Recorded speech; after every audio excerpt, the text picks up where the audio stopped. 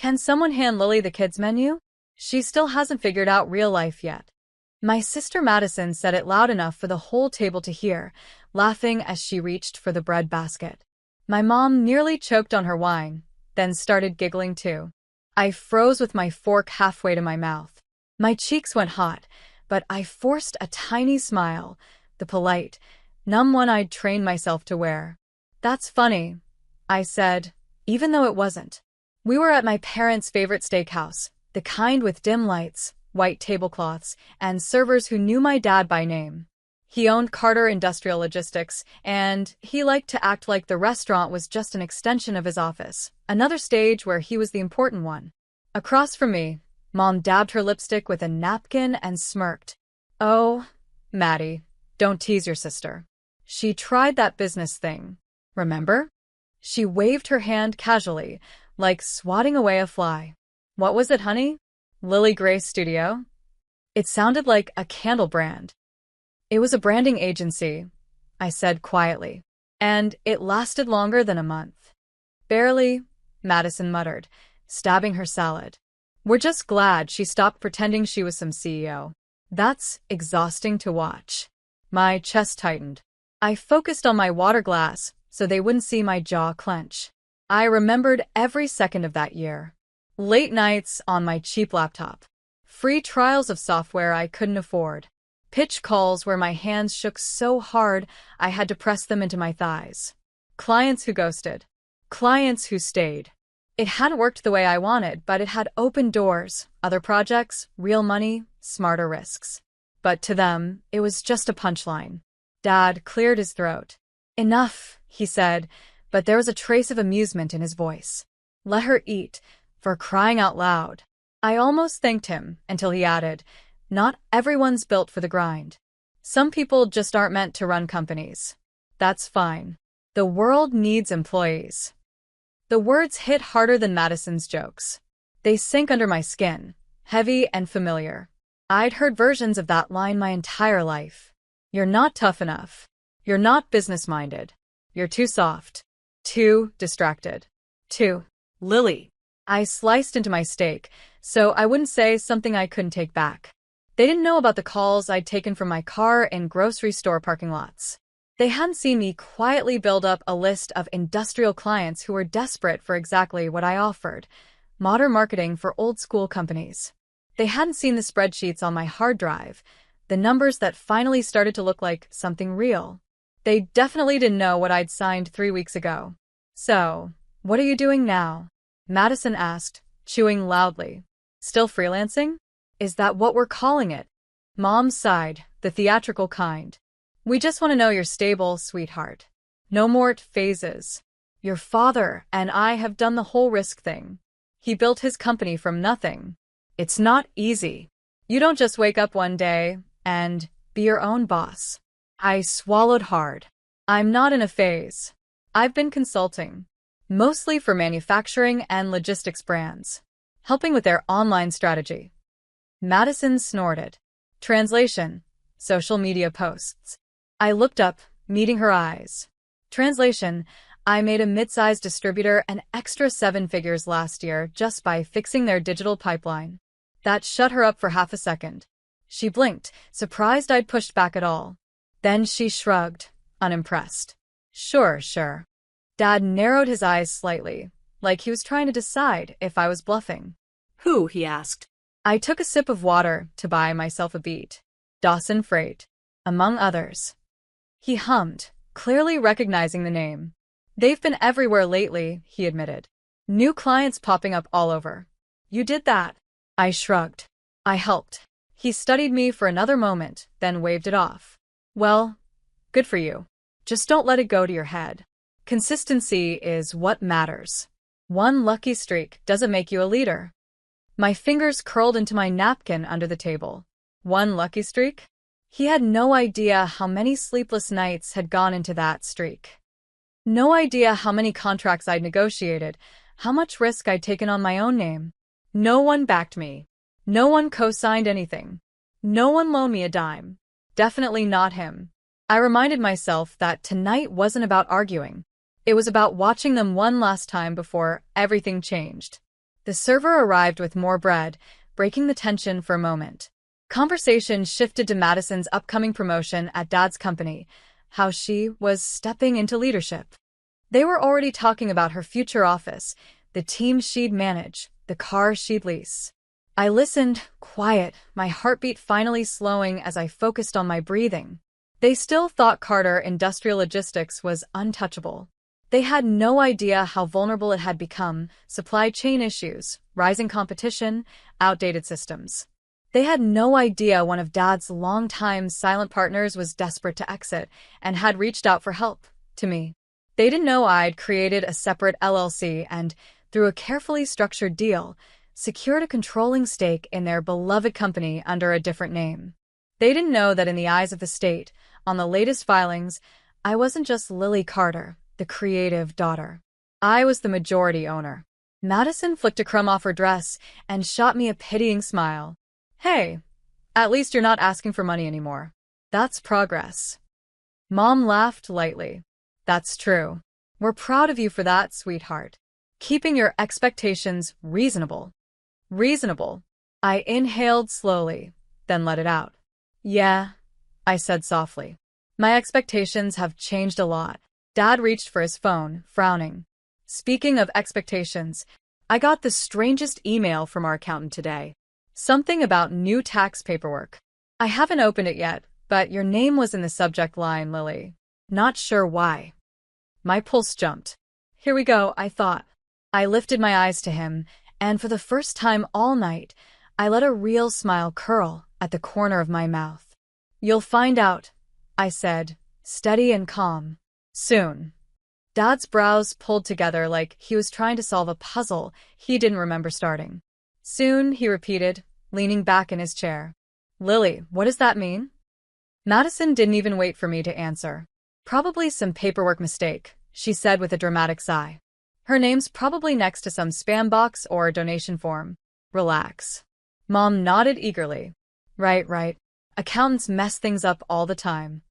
But Dad kept staring at me. Curious, suspicious, almost irritated that I wasn't scrambling to explain myself. And I didn't plan to. I cut a piece of steak, keeping my voice even. It's nothing bad. Just something you'll want to look at. Madison let out a short laugh. Oh, please. What could you possibly be involved in that would end up in Dad's tax documents? She said it like it was genuinely impossible. Like I was incapable of being part of anything that existed above entry-level forms and credit card bills. I rested my hands on the table, fingers calmly interlacing. Why don't we talk about something else for now? That bothered her even more. Are you kidding? She snapped. You're being cryptic on purpose. Just say it's so Dad doesn't waste time worrying about whatever you're doing. Mom chimed in. Yes, honey, just be honest. We're family. And if you're in trouble, we need to know. I almost laughed. In trouble? I'd never been safer in my life. But the timing wasn't right. I needed Dad to open that file himself. I wanted those words, majority shareholder, Lily Carter LLC, to hit him without my voice softening the blow. Trust me, I said gently. I'm not the one in trouble. Madison scoffed. You love being dramatic.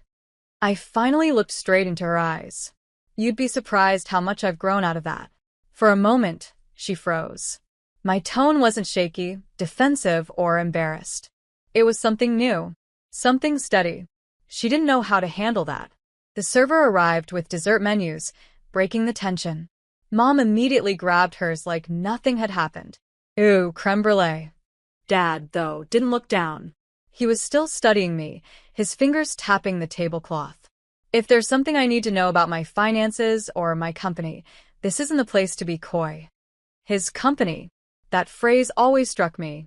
I wondered how long it would take before he corrected himself, before he realized the ownership wasn't singular anymore. I'm not being coy, I said softly. Just patient.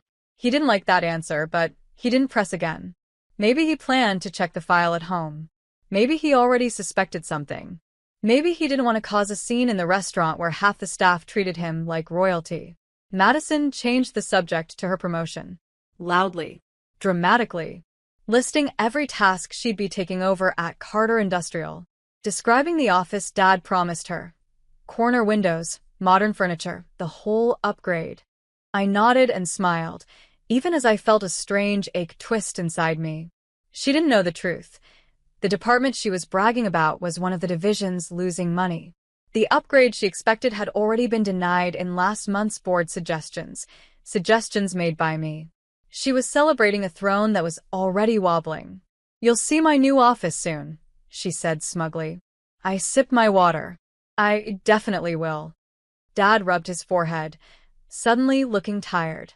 "I swear, between promotions and paperwork, I need a week off." Then he pointed at me with a half-smile. "Especially if you're somehow involved in my taxes." The table laughed. I didn't. Because in a few hours, maybe minutes, he was going to open that file. He was going to see my LLC listed. He was going to see the equity transfer finalized. He was going to see my signature above the percentage that mattered most. And everything at this table, every joke, every dismissal, every belittling comment, would age badly in a single instant. I leaned back in my chair, letting a peaceful warmth settle into my chest. "Dad," I said quietly, "just promise you'll read the email tonight." "I'll read it," he said firmly. "Whatever it is." "Good," I whispered, mostly to myself. Because tomorrow morning, I wouldn't be the daughter they pitied. I'd be the woman they never saw coming. Dad ended up paying the bill early, clearly eager to get home and check that email. The tension at the table had shifted, subtle but noticeable. It wasn't the usual "Lily is the fragile one" energy. It was the "Lily knows something we don't, and we hate that" kind of silence. As we walked through the parking lot, Madison looped her arm through Mom's and whispered loudly enough for me to hear, "Watch it be a typo. She probably clicked something wrong on a form." Mom chuckled. "That's our Lily." I didn't react. Not even a blink. Old Lily would have flinched. Old Lily would have felt that tiny punch behind the ribs. But tonight, my steps were steady on the pavement. Dad unlocked his car, but before he opened the door, he turned to me. "If something's going on with the business or my finances, I expect honesty." For a moment, I saw the man who built the company from the ground up, proud, stubborn, and convinced he would always know everything first. I met his eyes. "You're going to learn everything very soon. I'm not hiding anything. I'm just waiting for the right moment." Madison let out a groan. "You're impossible." "No," I said quietly, just finally done explaining myself. When I got home, I kicked off my heels and dropped onto my couch. I didn't turn on the TV or scroll my phone. I just sat there, breathing slow, waiting. My phone buzzed exactly 43 minutes after I walked in. "Dad, call me. Now." I exhaled once through my nose, calm. Then the phone rang. His caller ID lit up the screen. I answered. His voice came through tight and clipped. "Lily, why is your name on my shareholder file?" There it was. The moment everything shifted. "Because," I said, leaning back on my cushions, "I bought the partner's stake." "You what?" His voice cracked between shock and outrage. "I acquired the retiring partner's shares," I repeated clearly. "Legally. Cleanly. Months in the making." "You didn't tell me. You didn't ask who the buyer was," I said gently. "Back then, you just said you were glad some young investor believed in the company." Silence. Long, razor-sharp silence. "Then, do you have any idea what you've done?" "Yes," I said, my voice steady. "I invested in a company that needed modernization. I invested in a company I knew better than anyone. I invested in something that could become stronger if we actually adapt." He exhaled shakily. "You blindsided me." "No," I said softly. "I surprised you. There's a difference." Another pause. I could practically hear him pacing. Finally, he spoke again, slower this time. "Why didn't you tell me?" "Because you didn't believe in me. Because you never saw me as someone capable of leading. Because if I had told you, you would have shut it down before I could start." But I didn't say any of that. Instead, I said the truth he needed, not the one that would hurt him. Because I needed you to see what I could do, without you dismissing it. His breathing shifted. Less anger now. More realization. You bought your own family's company, he murmured, still processing. My company. Our company, I corrected gently. You still own part of it. You still run day to day. But I'm a real stakeholder now.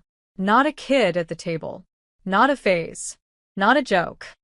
Another stretch of silence filled the line. Then he said quietly, almost grudgingly, "You really pulled this off." "Yes," I said. "And I did it without cutting corners, without handouts, and without asking you for anything." I heard his breath catch, not in anger, but in a kind of stunned pride he wasn't sure he was allowed to feel yet. "Come to the office tomorrow," he finally said, voice softer. "We need to talk." My chest warmed. "I'll be there." When I hung up, I didn't cry. I didn't shake. I just let myself smile. Wide, bright, real. For the first time in my life, my father was speaking to me like I belonged in the room. Tomorrow, he'd see just how much. The next morning, I arrived at Carter Industrial Logistics earlier than I ever had. Not as the daughter dropping by, not as the kid people whispered about, but as an owner. Walking through the front doors felt different. The lobby smelled the same, the overhead lights buzzed the same. The receptionist gave me the same polite smile, yet everything had shifted. I wasn't here to prove anything anymore. I was here to take my seat. When I stepped into Dad's office, he was already standing beside his desk, arms crossed, his expression unreadable. Madison sat in one of the guest chairs, heels crossed, looking frustrated and confused. "Great," he'd told her. "Lily," Dad said, motioning to the seat beside her. "Sit." I did, calmly. For once, my hands didn't shake. Madison turned to me with a scoff. "So this is real? You actually bought into the company?" Dad said the accountant confirmed everything. "That's right," I said evenly. "What were you thinking?" she snapped. "You don't know this world. You barely kept your last business alive." Dad lifted a hand to stop her, but I beat him to it. "I didn't just buy into the company," I said, meeting her gaze. "I bought the controlling shares." She blinked. "Once. Twice." "You what?" I repeated slowly. "I'm the majority shareholder." Her mouth dropped open. Dad didn't correct me because he couldn't. He'd seen the paperwork. He knew the numbers. I turned to him. "You said you wanted someone with vision to help modernize things. You said you needed someone who understood digital infrastructure. I've been doing exactly that for the past year." He nodded once, reluctantly. "I did say that." Madison leaned forward. "Dad, she can't be in charge of anything major. She doesn't have the experience." I kept my voice gentle. "I'm not trying to take your job, Maddie." She froze. Dad's eyes flicked to her. I continued. "You're good with internal operations. You care about efficiency. And that matters. But the company has been losing ground digitally. That's where I come in." Dad's jaw tightened because he knew I was right. "We have been struggling with outreach," he admitted. "And that's costing us clients," I added. "The industry is changing. Fast." The only reason your competitors are pulling ahead is because they've leaned into modernization." I paused, letting the truth settle. My goal isn't to replace anyone. My goal is to help the company grow again. Madison sank back in her seat, stunned. Dad looked at me differently, less like a child, more like an equal. "So what now?" he asked. "I propose we restructure," I said. "You stay CEO. Madison keeps her division. I take over digital strategy and external growth. We operate as partners, not as a hierarchy built on last names." For a moment, the room went quiet. Then Dad slowly exhaled. "You really planned this?" "Yes," I said softly. "Because I believe in this company. I always did. Even when you didn't believe in me." That landed. Hard. He swallowed, looking down before meeting my eyes again.